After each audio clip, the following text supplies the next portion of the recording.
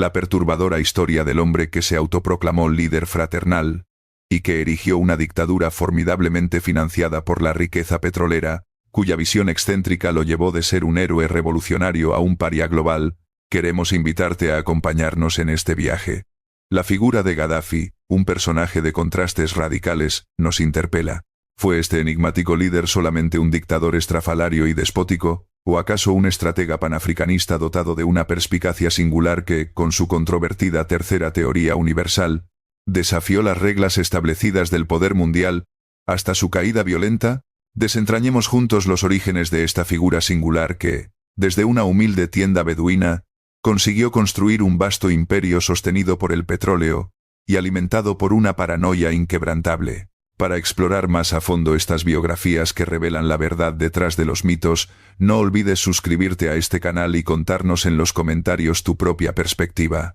La épica vida de Muammar Gaddafi y, por ende, la génesis de la Libia moderna, se inicia en la vasta y profunda extensión de arena del desierto. Nació en la primavera de 1942. Si bien la fecha exacta de su alumbramiento permanece tan esquiva y enigmática como su propia personalidad, en el seno de una modesta tienda beduina situada cerca de Sirte, en la región histórica de Tripolitania. Desde muy joven, Gaddafi desarrolló una profunda aversión por la corrupción y la decadencia que asociaba indefectiblemente con la vida urbana de ciudades como Trípoli y Bengasi. Esta antipatía se intensificaba aún más al considerar la penetrante influencia occidental, que a sus ojos había corrompido de manera irremediable a los líderes que habitaban las zonas costeras. La primera chispa de la conciencia política de Gaddafi no se encendió en las aulas académicas, sino que se forjó y se consolidó a través de las vividas historias transmitidas por su propia familia. Creció imbuido por el eco persistente de la larga y brutal lucha de su pueblo contra la ocupación italiana, relatos que calaron hondo en su joven psique. Su abuelo, un valiente guerrero, había caído en combate combatiendo ferozmente contra los invasores extranjeros, mientras que su padre y su tío habían sufrido el cautiverio como prisioneros. Estas narraciones, cargadas de dramatismo y heroísmo, cimentaron en el joven Muammar una ferviente, casi visceral, aversión hacia el colonialismo y el imperialismo europeo, sentimientos que moldearían su futuro destino. Cuando finalmente ingresó a la escuela, su humilde origen beduino lo convirtió, paradójicamente, en objeto de burlas por parte de los estudiantes de la ciudad, quienes lo veían como un forastero. Lejos de desanimarlo, esta experiencia reforzó su arraigado sentido de ser un extraño, un purista convencido de su misión divina de purgar las impurezas que percibía en la nación. Pero el verdadero catalizador ideológico, la fuerza que encendería su fervor revolucionario, llegó a través de las ondas de radio a principios de la década de los 50. La voz magnética que resonaba con fuerza en las tiendas del desierto y en los bulliciosos cafés de todo el norte de África era la del carismático líder egipcio, el coronel Gamal Abdel Nasser. La revolución egipcia de 1952, que derrocó de manera expeditiva a una monarquía corrupta y servil a los intereses occidentales, fue para Gaddafi una auténtica revelación. Él y toda su generación se obsesionaron con los discursos apasionados de Nasser, que propagaban vehementemente las ideas del panarabismo, un movimiento que abogaba por la unidad de todas las naciones árabes. Además, Nasser promovía un modelo de socialismo árabe que prometía restaurar la dignidad y la riqueza a las vastas masas oprimidas. Para Gaddafi, quien entonces contaba con apenas unos 13 años, Nasser no era simplemente un político, sino que se erigía como una figura casi profética, el guía que había descubierto el camino para que el mundo árabe se liberara del yugo de la humillación colonial y neocolonial. En 1956, Gaddafi y sus compañeros de la escuela de Saba, inspirados por el modelo de Nasser, formaron la primera célula clandestina de lo que sería su futuro movimiento. Esta organización secreta tenía un doble propósito inquebrantable. Por un lado, emular el ambicioso programa de Nasser, y a largo plazo, derrocar al rey de su propio país. El régimen que Gaddafi y sus cofrades despreciaban con todas sus fuerzas era el reino de Libia, gobernado en aquel entonces por el anciano rey Idris I, el líder venerable de la orden religiosa sanusí. Libia había sido una nación percibida como artificial, creada y ensamblada por la Organización de las Naciones Unidas en 1951, a partir de la unión de las tres antiguas provincias otomanas de Tripolitania, Cirenaica y Fezán. Era un estado federal inmenso y predominantemente desértico que, en su nacimiento, se contaba entre los países más pobres y subdesarrollados del mundo. Al comienzo de su reinado, Libia apenas disponía de 16 graduados universitarios, 3 abogados, y ningún médico o ingeniero nativo, lo que ilustra la precariedad de su desarrollo. El rey Idris I, un hombre de profunda piedad tradicional y modales sobrios, mantenía una monarquía constitucional que, en la práctica, dependía por completo de las potencias occidentales, especialmente de Gran Bretaña y Estados Unidos. A cambio de una indispensable ayuda económica, estas potencias mantenían importantes bases militares en suelo libio, un acuerdo que para Gaddafi representaba la máxima traición a la soberanía nacional. Sin embargo, el destino de Libia y el del propio Gaddafi se alteraron irreversiblemente a finales de la década de los 50, con el trascendental descubrimiento de vastos yacimientos de petróleo. Este oro negro transformó instantáneamente a la empobrecida nación en una de las reservas de hidrocarburos más ricas del planeta. La riqueza comenzó a fluir, pero, trágicamente, no hacia las masas populares. En palabras del propio rey Idris I, cuando fue notificado del hallazgo, su reacción fue una premonición inquietante. Ojalá hubierais encontrado agua. El agua hace trabajar a los hombres, el petróleo les hace soñar. El monarca profetizó con cruda exactitud. El repentino torrente de riqueza petrolera se gestionó de una forma absolutamente catastrófica. Las compañías extranjeras ejercían un monopolio prácticamente total sobre la explotación y las pingües ganancias, mientras que la pequeña camarilla de la élite monárquica se sumía en una corrupción rampante. Para el joven Gaddafi, que continuaba su educación política en Misrata y luego en la Universidad de Bengasi, la monarquía sanusí se había convertido en un simple títere de los intereses occidentales, enriqueciendo descaradamente a unos pocos, mientras que las vastas mayorías seguían estancadas en el subdesarrollo más abyecto, soñando con la justicia social que prometía Nasser. Convencido de que solo la fuerza militar podría purificar y reformar la nación, Gaddafi se inscribió en la Academia Militar de Bengasi a los 21 años, en 1963. Su intención jamás fue la de servir fielmente al rey. Su verdadero objetivo era infiltrarse en el único cuerpo organizado capaz de efectuar un cambio significativo: el ejército. En la academia, y más tarde durante un breve adiestramiento en el British Army Staff College en el Reino Unido, experiencia que solo sirvió para incrementar su desprecio por la pompa imperial, Gaddafi reclutó cuidadosamente a un grupo selecto de oficiales jóvenes. Eran hombres idealistas, de origen humilde, y que compartían su ferviente nacionalismo. En la más absoluta clandestinidad, estos hombres formaron el movimiento de los oficiales unionistas libres, emulando así el movimiento que había catapultado a Nasser al poder en Egipto.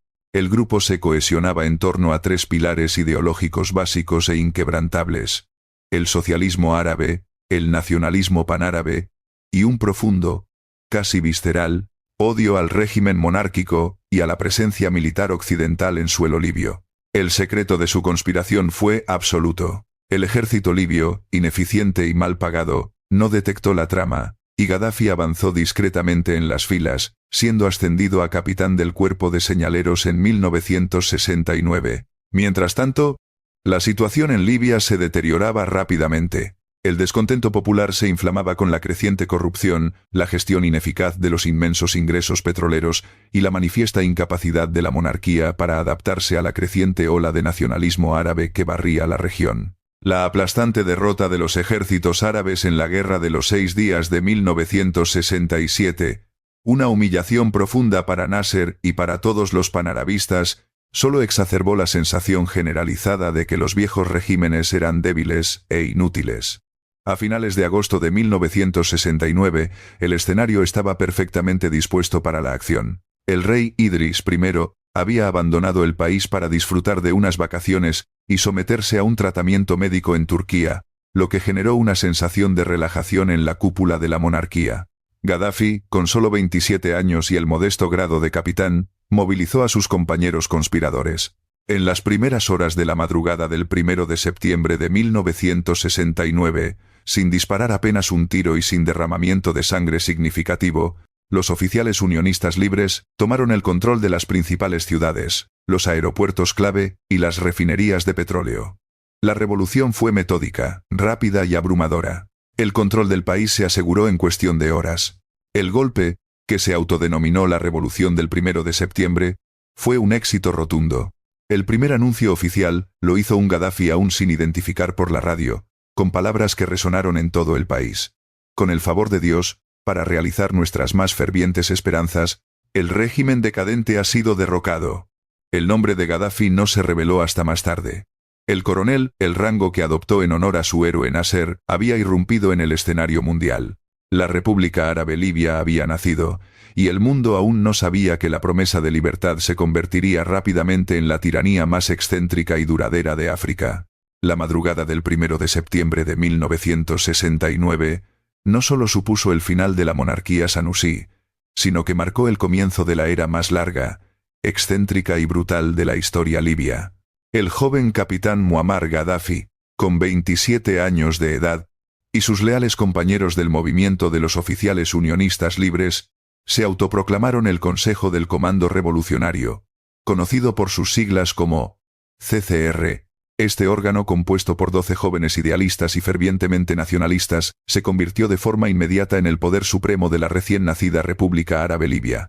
El golpe, sorprendentemente incruento en sus inicios, fue inicialmente aclamado por gran parte de la población, que se encontraba exhausta de la corrupción endémica de la monarquía y entusiasta ante la prometedora visión de una Libia soberana y completamente libre de la influencia occidental. El CCR, liderado de facto por Gaddafi, procedió a implementar de inmediato sus arraigados ideales panarabistas y anticoloniales, cumpliendo así la promesa central de la revolución. Su primera y más celebrada acción fue la expulsión de las bases militares extranjeras, un gesto de rotunda soberanía. En 1970, el Reino Unido y Estados Unidos se vieron obligados a evacuar sus vastas instalaciones aéreas y navales, incluyendo la gigantesca base aérea Wilus de Estados Unidos, cercana a Trípoli. Este acto resonó con una fuerza impresionante en todo el mundo árabe y consolidó la figura de Gaddafi no solo como un líder local, sino como un indiscutible campeón del anticolonialismo en África y Oriente Medio, siguiendo fielmente el estilo de su ídolo, Nasser. De la misma forma, el nuevo régimen emprendió la expulsión masiva de la población italiana que aún permanecía en el país, confiscando todas sus propiedades y marcando así el final oficial del legado colonial en suelo libio.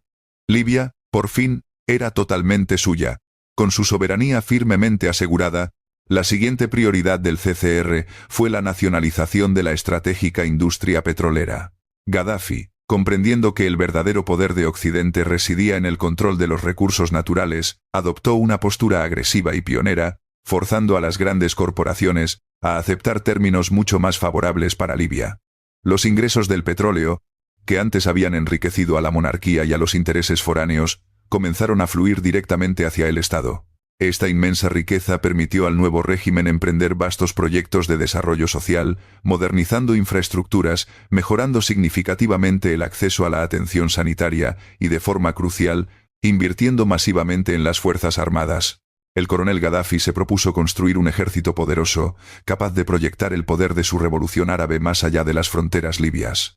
Sin embargo, a medida que la revolución avanzaba, la concentración de poder en manos de Gaddafi se hizo cada vez más evidente, y la promesa de democracia se esfumó como una quimera. A pesar de que el CCR inicialmente gobernó de manera colectiva, el carisma, la ambición desmedida y la visión ideológica singular de Gaddafi lo elevaron rápidamente por encima de sus compañeros. Las primeras grietas en la coalición revolucionaria aparecieron cuando quedó claro que Gaddafi no tenía intención alguna de compartir el poder ni de autolimitarse en sus ambiciones. La verdadera faz del régimen se reveló con cruda claridad en 1971, con la promulgación de la infame Ley número 71. Esta legislación era inequívoca y terminante. Prohibía de forma absoluta la formación de cualquier partido político que no fuera el creado y férreamente controlado por el CCR, el cual se había transformado en la Unión Socialista Árabe. Lo más escalofriante de la ley número 71 era la penalización explícita y desproporcionada. Cualquier persona que organizara una facción o grupo político de oposición enfrentaba, sin atenuantes, la pena de muerte. Con esta ley draconiana, Gaddafi convirtió la disidencia política en un crimen capital, una marca distintiva de su tiranía que persistiría durante décadas. La revolución, que había prometido libertad y justicia, acababa de establecer los cimientos legales para el terror de Estado. El panorama se complicó aún más con las obsesivas ambiciones de unidad panárabe de Gadafi. Para el coronel, Libia era solo la base desde donde soñaba con resucitar el extinto imperio árabe. Persiguió incansablemente la fusión de Libia con otras naciones, proponiendo uniones con Egipto, Sudán y Siria. Su proyecto más ferviente fue la unión con Egipto, gobernado por Anwar Sadat, el sucesor de Nasser. Gadafi veía esta unión como la llave maestra para la resurrección del nacionalismo árabe. Sin embargo, Sadat, mucho más pragmático y cauto, percibía a Gadafi como un socio volátil, impredecible y sumamente peligroso. La frustración por estos rotundos fracasos y el lento avance de sus ideales panárabes llevaron a Gadafi a una de las primeras y más reveladoras demostraciones de su teatralidad política y su egocentrismo desbordante. Entre 1971 y 1973, Gadafi realizó gestos de renuncia teatral en varias ocasiones, buscando generar una reacción. Alegaba estar insatisfecho con el ritmo de las reformas, o con la falta de compromiso de sus vecinos árabes, con la tan anhelada unidad. Estos gestos eran una maniobra brillante, una estrategia astuta. No solo desviaban la atención de las crecientes tensiones internas en el CCR, sino que también actuaban como pruebas de lealtad cruciales para sus seguidores y, sobre todo, para el pueblo libio. Cada renuncia, supuestamente temporal, terminaba con una marea de apoyo popular orquestada y fervorosa, confirmando la narrativa de que Gadafi era el único e indispensable líder de la revolución. Con cada regreso al poder, su autoridad personal se fortalecía de manera exponencial, mientras que la de sus compañeros del CCR se erosionaba progresivamente, perdiendo peso e influencia. El clímax de esta imparable consolidación de poder se alcanzó en 1973. Presionado por las tensiones internas y frustrado por el estancamiento de sus ambiciones de unidad árabe, Gadafi pronunció un discurso seminal en Zuara, sorprendiendo incluso a sus propios compañeros del CCR.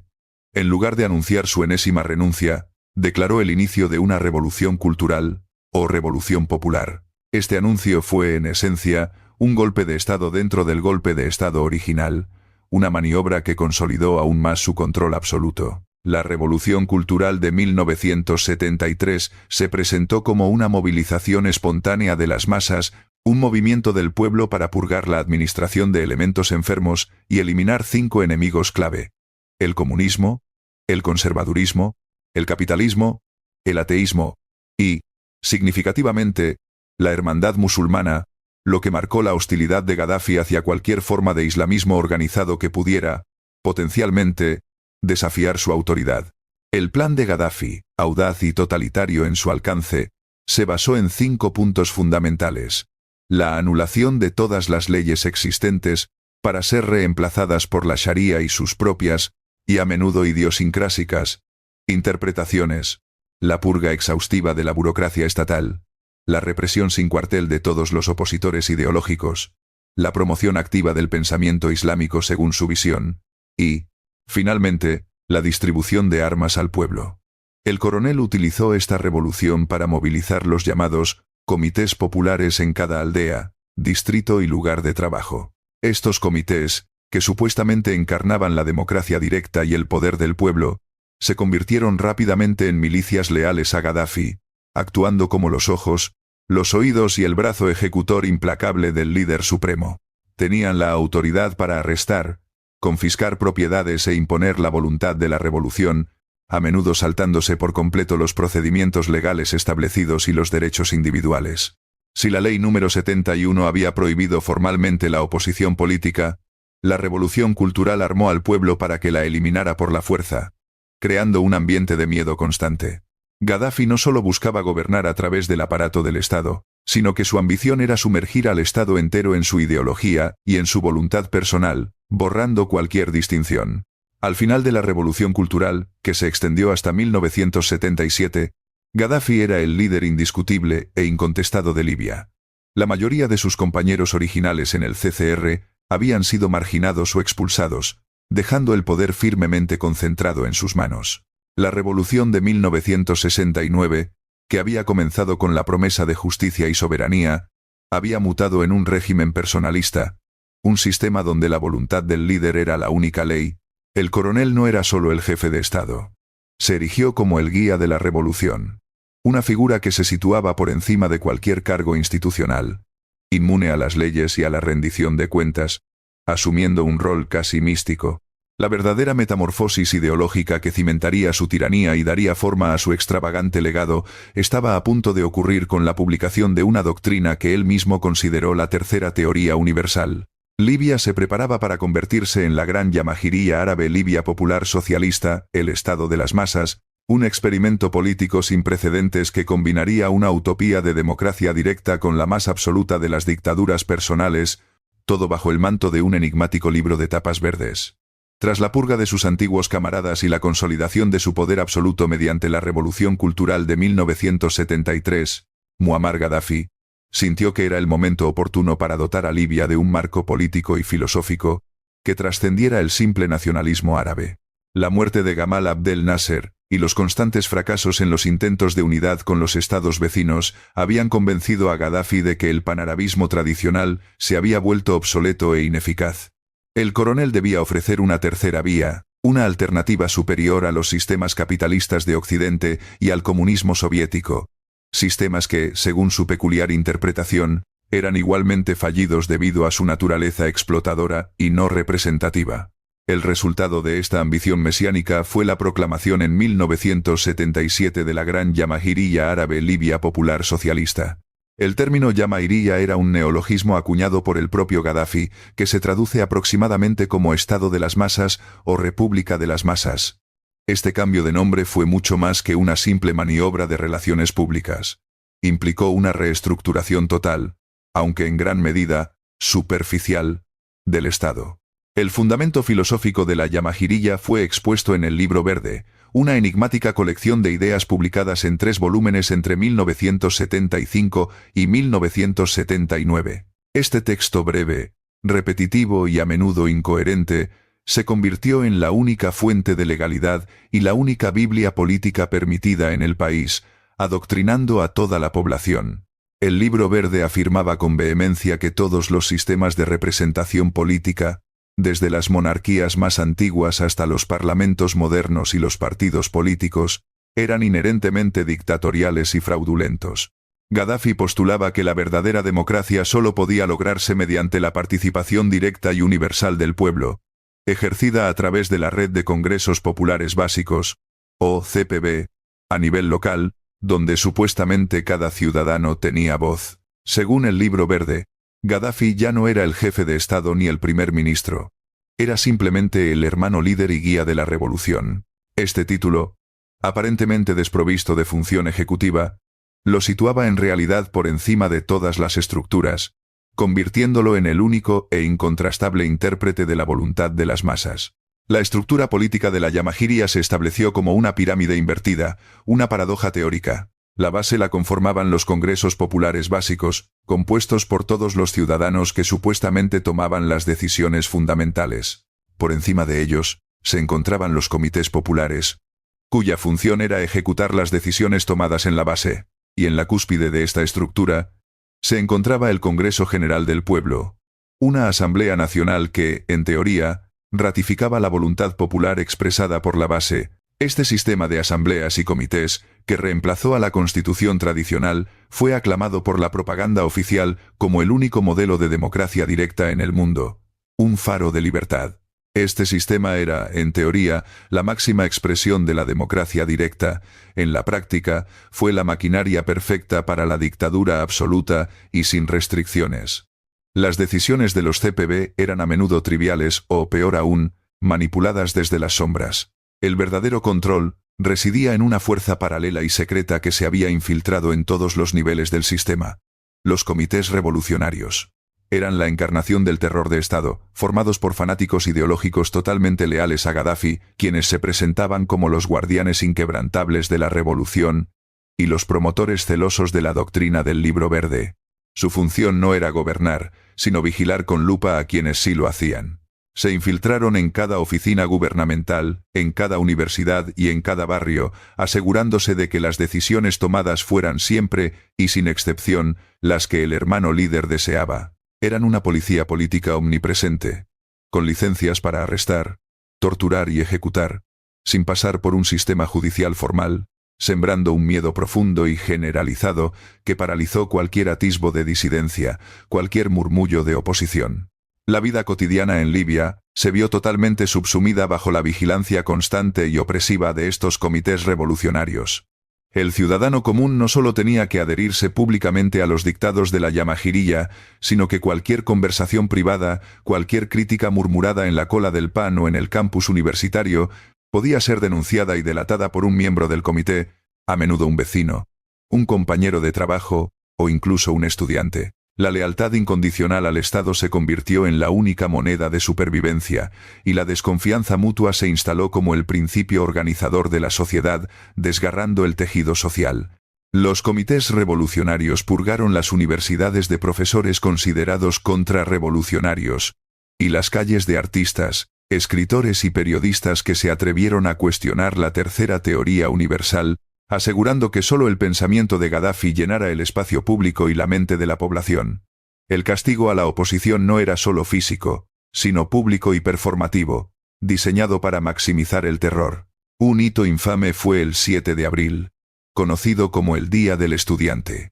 A partir de mediados de los años 70, Gaddafi utilizó las plazas públicas y, de forma aún más escalofriante, las universidades, para llevar a cabo ahorcamientos masivos de supuestos disidentes, a menudo estudiantes o intelectuales, a la vista de multitudes aterrorizadas. Estas ejecuciones eran frecuentemente filmadas y transmitidas en la televisión nacional como una advertencia macabra y explícita. El mensaje era claro y escalofriante. La desobediencia ideológica o la crítica al hermano líder no eran castigadas solo con la muerte, sino con la humillación pública y la destrucción completa de la dignidad del individuo y de su familia. Al obligar a la población a presenciar, y a veces, incluso a participar en el linchamiento moral de sus vecinos, Gaddafi logró que el miedo no solo fuera impuesto desde arriba, sino que se internalizara profundamente, rompiendo los lazos de la cohesión social y generando un clima de paranoia incesante. La tercera teoría universal también tuvo profundas implicaciones económicas que, a la larga, resultaron desastrosas para el país. El segundo tomo del Libro Verde abordaba el problema de la economía e introducía una forma radical de socialismo árabe, basada en el principio de socios no asalariados. Gaddafi abolió el trabajo asalariado y proclamó que los trabajadores debían convertirse en socios y propietarios de la producción, buscando erradicar la explotación capitalista y la burocracia comunista. Sin embargo, en realidad, esta política desmanteló por completo el sistema económico existente. El Estado confiscó viviendas de alquiler, nacionalizó la banca y el comercio minorista. Los pequeños comerciantes se vieron obligados a trabajar para cooperativas controladas por el Estado o por los comités revolucionarios, perdiendo su autonomía. Esta política provocó un éxodo masivo de profesionales cualificados y un estancamiento generalizado en todos los sectores no petroleros. A pesar de las vastas reservas de petróleo que otorgaban a Libia el Producto Interno Bruto per cápita más alto de África, la mala gestión crónica, la corrupción endémica de la élite en torno a Gaddafi y la destrucción del sistema de incentivos causaron un colapso en la producción y la eficiencia de todos los sectores. Las tiendas minoristas quedaron vacías. La burocracia se disparó exponencialmente. Y el sector agrícola, ya de por sí débil, se deterioró aún más, llevando a una escasez generalizada. Los petrodólares, en lugar de ser utilizados para crear una base económica diversificada y sostenible, se dedicaron a financiar los delirios de grandeza del coronel, ya sea a través de costosos proyectos de infraestructura megalómanos, o, más peligrosamente, mediante la financiación de conflictos externos y movimientos subversivos a nivel global, lo que le valió la condena internacional. El gran río artificial hecho por el hombre, conocido como la octava maravilla del mundo, según la propaganda oficial de Gaddafi, se erigió como el mayor y más audaz de los proyectos del régimen, una muestra palpable de su ambición desmedida. Este inmenso proyecto de ingeniería civil involucró la creación de una red de acueductos subterráneos y tuberías de más de 4.000 kilómetros de longitud, diseñada para extraer agua fósil del vasto sistema acuífero de piedra arenisca de Nubia, bajo el desierto del Sáhara, y transportarla a las ciudades costeras densamente pobladas del norte, como Trípoli y Bengasi. Si bien el proyecto resolvió temporalmente la escasez de agua potable y permitió un modesto desarrollo agrícola en ciertas zonas, se basó en el uso de un recurso no renovable, cuya sostenibilidad a largo plazo era altamente cuestionable y objeto de crítica de expertos. Su costo estimado, que superó los 25.000 millones de dólares, fue una sangría colosal para el presupuesto nacional, un gasto que priorizó la visibilidad y el prestigio personal del líder sobre una planificación económica prudente y la diversificación de fuentes hídricas más sostenibles, como la desalinización. En esencia, la Yamahiriya fue la cristalización de la paranoia de Gaddafi. El coronel diseñó un estado donde la ambigüedad y la multiplicidad de poderes, el CCR, el Congreso General del Pueblo, los comités populares y, finalmente, los comités revolucionarios, garantizaban que ninguna institución tuviera suficiente autonomía para desafiarlo. Al despojarse formalmente de todos los títulos de Estado, Gaddafi se hizo irresponsable ante la ley, convirtiéndose en el único punto de anclaje de un sistema destinado por diseño a la inestabilidad perpetua. La Libia de los años 70 no era un estado de las masas, sino el reino del hermano líder. Un precursor ideológico de la tiranía moderna, donde la ideología se usó no para guiar, sino para justificar el terror, creando una sociedad aislada, vigilada y totalmente dependiente de los caprichos impredecibles de un solo hombre, sumiéndola en una profunda miseria moral y social. La Yamahiriya no podía contenerse dentro de las arenosas fronteras del Sáhara. El coronel Muammar Gaddafi, imbuido de una megalomanía y una convicción ideológica que rozaban el mesianismo, veía a Libia no como una nación-estado convencional, sino como la vanguardia de un movimiento revolucionario mundial, un faro para los oprimidos. El tercer volumen de su libro verde, que abordaba el aspecto público de la tercera teoría universal, era el manifiesto de esta ambición desmedida, una invitación abierta a los pueblos oprimidos del mundo para derrocar a sus gobiernos capitalistas y adoptar la democracia directa libia. En la práctica, esto se tradujo en una política exterior de abierta confrontación y un descarado patrocinio del terrorismo internacional, que le ganó el repudio de gran parte de la comunidad global. Gaddafi se posicionó como el patrocinador global de cualquier grupo o causa que desafiara la hegemonía occidental, independientemente de su ideología o la brutalidad de sus métodos, demostrando una total falta de escrúpulos. Abrió las arcas del Estado, financiadas por la inagotable fuente del petróleo, para respaldar a organizaciones dispares en todo el mundo. Desde la fracción del Ejército Rojo en Alemania y las Brigadas Rojas en Italia, hasta el IRA provisional en Irlanda del Norte, la OLP, en el Medio Oriente, e incluso movimientos separatistas en el Pacífico y África. La lista de movimientos de liberación que recibieron armas, entrenamiento y dinero libio era un mosaico caótico cuya única coherencia era su objetivo común: desestabilizar el status quo occidental. Libia se convirtió en el principal centro de formación de cuadros extremistas a nivel global. Un auténtico campamento de entrenamiento para la subversión, con campos dispersos por el desierto que acogían a miles de militantes extranjeros, sembrando la violencia en distintos rincones del planeta. Esta política llevó al régimen libio a una escalada de incidentes internacionales cada vez más graves. Uno de los puntos de inflexión más resonantes fue el secuestro del crucero italiano Achille Lauro, en octubre de 1985, perpetrado por la facción palestina del Frente de Liberación de Palestina, FLP, financiada directamente por Libia. El secuestro y el brutal asesinato de un ciudadano estadounidense en silla de ruedas, Leon Klinghoffer, despertaron la indignación internacional. Aunque Gaddafi negó una implicación directa, la conexión con las facciones palestinas que él apoyaba era innegable, exponiendo su doble moral. El incidente puso a Libia en la mira de Estados Unidos, que la consideró un estado paria y un promotor del terrorismo global. La escalada alcanzó su punto más crítico en abril de 1986. Libia, en desafío flagrante a la soberanía marítima internacional, había proclamado unilateralmente el Golfo de Sirte como parte de sus aguas territoriales, la llamada Línea de la Muerte. Las tensiones se dispararon cuando Estados Unidos realizó ejercicios navales en la zona, una provocación directa a la autoproclamada autoridad de Gaddafi. Como respuesta, el régimen libio patrocinó directamente el atentado de la discoteca La Belle en Berlín Occidental, el 5 de abril de 1986. La discoteca, popular entre los militares estadounidenses, fue volada por una bomba colocada por agentes libios, matando a 2 militares estadounidenses y a una civil turca e hiriendo a más de 200 personas. Las pruebas contundentes de la participación libia, obtenidas por la inteligencia estadounidense, fueron la gota que colmó el vaso para la administración de Ronald Reagan. El 15 de abril de 1986, Estados Unidos lanzó la Operación El Dorado Canyon. Este ataque aéreo punitivo, que partió de bases aéreas en el Reino Unido, un apoyo que no fue concedido por el resto de Europa, salvo por una excepción en las Azores, tuvo como objetivo varias instalaciones militares en Trípoli y Bengasi, incluyendo el cuartel general de Gaddafi en Bab al-Asisia.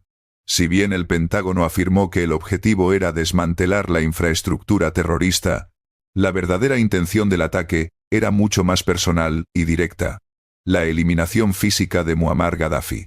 El coronel sobrevivió milagrosamente, pero el bombardeo impactó directamente en su complejo residencial, causando la trágica muerte de su hija adoptiva, Han. El bombardeo fue un golpe personal devastador y una humillación pública para Gaddafi, lo que, paradójicamente, reforzó su narrativa interna de ser el líder inquebrantable que resistía el imperialismo sionista cruzado. Sin embargo, también lo obligó a replegarse temporalmente en lo que respecta a su beligerancia más abierta, mientras que en secreto, y con una frialdad calculada, preparaba su venganza. 2 años después, el 21 de diciembre de 1988, Libia ejecutó su acto de terrorismo de Estado más mortífero y premeditado: el atentado contra el vuelo 103 de Pan Am, sobre Lockerbie, Escocia. Una bomba detonó a bordo del Boeing 747, causando la muerte instantánea de las 259 personas a bordo y de otras 11 en tierra, creando una catástrofe aérea. La investigación subsiguiente rastreó la evidencia explosiva hasta 2 agentes de inteligencia libios, Abdelbaset al-Megrahi y Lamin Khalifa Fhimah, quienes fueron acusados formalmente por Estados Unidos y el Reino Unido en 1991. Lockerbie fue un punto de inflexión brutal en la política internacional de Gaddafi. No fue un acto de apoyo a un grupo subversivo, sino una agresión directa contra ciudadanos y aerolíneas occidentales, un acto de guerra patrocinado por el Estado, inaceptable para la comunidad internacional. La reacción internacional fue unánime y contundente. El Consejo de Seguridad de las Naciones Unidas impuso sanciones devastadoras a Libia en 1992 y 1993, exigiendo la extradición de los 2 sospechosos. La negativa de Gaddafi sumió a Libia en un aislamiento económico y diplomático casi total. Las sanciones congelaron activos, prohibieron el comercio de armamento y, crucialmente, limitaron la inversión en la vital industria petrolera, lo que finalmente afectó drásticamente la calidad de vida de los libios y erosionó el apoyo tribal al régimen. Durante la década de los 90, Gaddafi se encontró acorralado y sin salida. El colapso de la Unión Soviética, su antiguo aliado y proveedor de armas, le había quitado un apoyo estratégico vital, dejándolo vulnerable. El socialismo árabe que había predicado se había demostrado como un fracaso económico estrepitoso, y el cerco internacional amenazaba con paralizar el país por completo. Este aislamiento forzó un cambio gradual, aunque pragmático y de mala gana, en la política exterior libia. El coronel, el autoproclamado revolucionario, se vio obligado a entrar en una lenta y humillante negociación con los mismos imperialistas a los que había jurado destruir. La rendición simbólica comenzó a finales de la década. En 1999, bajo la mediación de Nelson Mandela y la Organización de las Naciones Unidas, Gaddafi aceptó entregar a los 2 sospechosos de Lockerbie para que fueran juzgados en un tribunal escocés en territorio neutral, en los Países Bajos. Este gesto permitió el levantamiento parcial de las sanciones de la ONU, lo que fue un respiro económico muy necesario.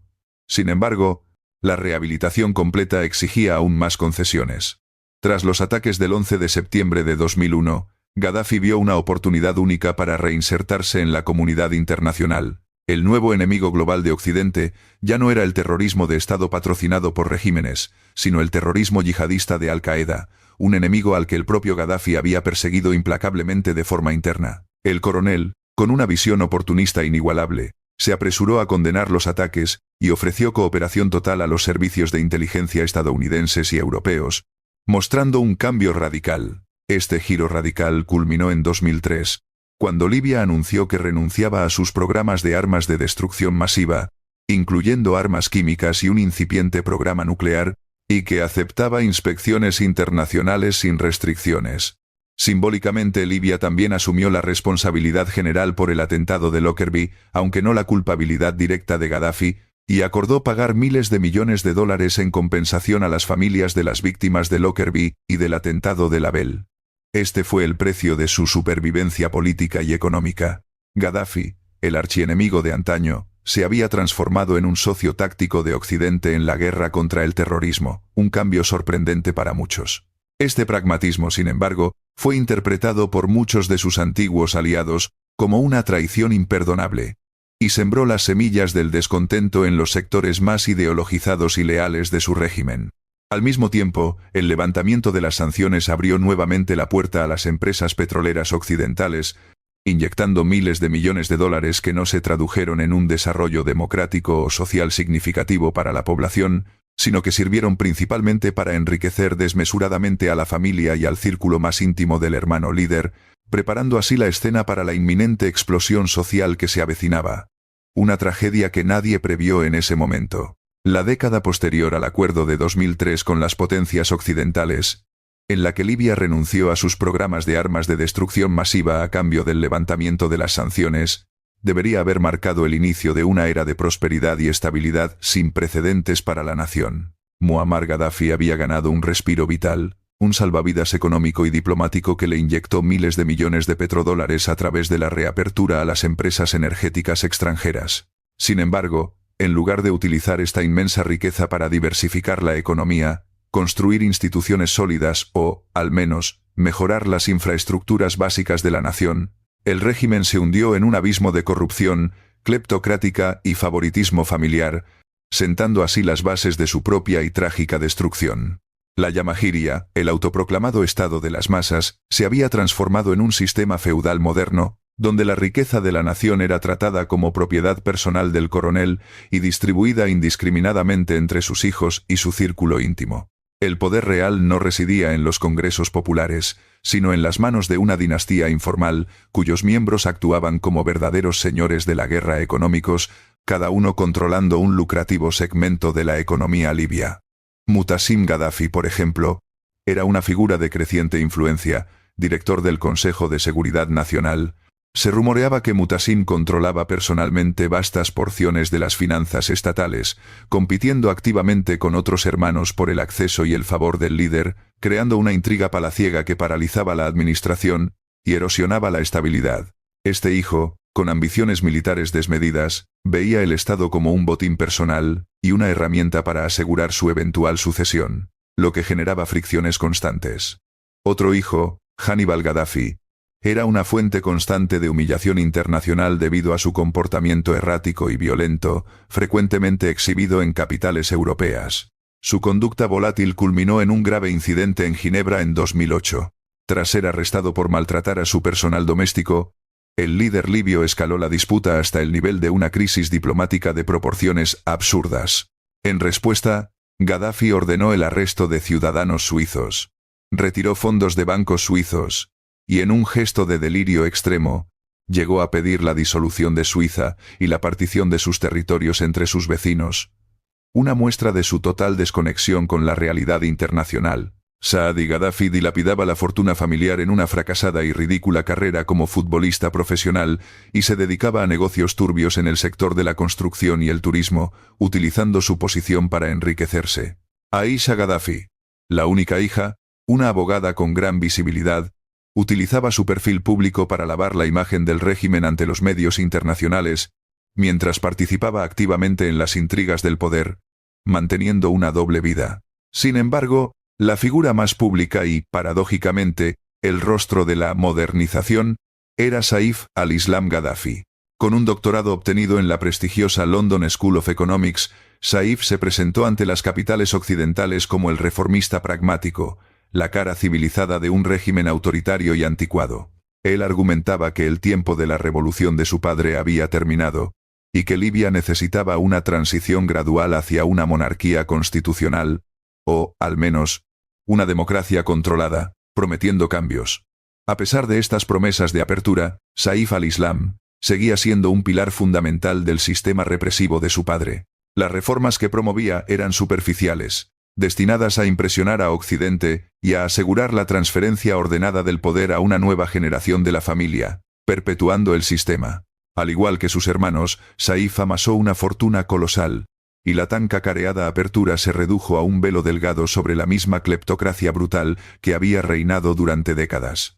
Esta profunda y visible corrupción generó un resentimiento hirviente en la población, especialmente entre la juventud que enfrentaba un desempleo crónico a pesar de las ingentes riquezas petroleras del país. La ideología del Libro Verde se había desmoronado por completo, revelándose como una farsa. El pueblo libio era testigo de cómo su futuro se esfumaba en los bolsillos y las cuentas bancarias de la familia gobernante, condenándolos a la miseria y a la falta de oportunidades. El golpe de gracia al régimen no provino de las potencias extranjeras, sino de un fenómeno regional imparable y contagioso. En diciembre de 2010, la autoinmolación de Mohamed Bouazizi, un vendedor ambulante acosado por la corrupción en Túnez, encendió la mecha de la primavera árabe, un movimiento que cambiaría la faz de la región. La rápida caída del dictador tunecino, Zine el Abidine Ben Ali, seguida por el derrocamiento de Hosni Mubarak en Egipto en febrero de 2011, demostró a los pueblos árabes que incluso los regímenes más arraigados y represivos podían caer. Para Libia, esta efervescencia regional fue el catalizador final. El país, que gozaba de un alto Producto Interno Bruto per cápita gracias al petróleo, padecía una grave falta de libertades políticas y una total ausencia de dignidad social, generando un caldo de cultivo para la revuelta. El 15 de febrero de 2011, la protesta se inició en Bengasi, la ciudad oriental que históricamente había desafiado la autoridad de Trípoli. La convocatoria original, en apoyo a los familiares de las víctimas de la infame masacre de la prisión de Abu Salim de 1996, se transformó rápidamente en un levantamiento masivo, una auténtica insurrección. La respuesta de Gaddafi fue instintiva y salvaje, propia de un dictador que solo conocía la represión como forma de gobierno. Las fuerzas de seguridad, apoyadas por mercenarios extranjeros, y las unidades de élite lideradas por su hijo Kamis, respondieron con una brutalidad indiscriminada, elevando el nivel del conflicto de una simple protesta a una insurrección armada de vastas proporciones. El 22 de febrero de 2011, Gaddafi se dirigió a la nación en un discurso televisado que no solo fue una respuesta política, sino una prueba escalofriante de su desequilibrio mental y su total desconexión con la realidad. Con una voz temblorosa y gestos erráticos, el líder se negó a dimitir, jurando que purificaría a Libia de los manifestantes a quienes degradó llamándolos ratas, drogadictos y agentes externos. Su promesa más ominosa fue que sus fuerzas los perseguirían, casa por casa, calle por calle, carril por carril, una retórica que no buscaba la reconciliación, sino la aniquilación total de la disidencia, una declaración de guerra contra su propio pueblo. Este discurso fue una declaración de guerra de un Estado contra su propia población, y la subsiguiente escalada de la violencia, con bombardeos indiscriminados sobre civiles, alertó inmediatamente a la comunidad internacional sobre la posibilidad de un baño de sangre masivo, un genocidio. Esta historia nos obliga a plantear una reflexión crucial y perturbadora. ¿Fue Gaddafi únicamente un dictador excéntrico y maníaco, o un estratega panafricanista que con su tercera teoría universal desafió las reglas del poder mundial hasta su violenta caída? Descubre los secretos de su régimen que transformaron su nación en un polvorín y cómo su ambición desmedida lo llevó a la ruina. Si esta narrativa te dejó reflexionando sobre el alma oscura del poder y el destino de las naciones, y te apasionan las biografías que revelan la verdad detrás de las leyendas, no olvides suscribirte a este canal y activar la campanita para no perderte nuestras próximas revelaciones. Hasta la próxima historia.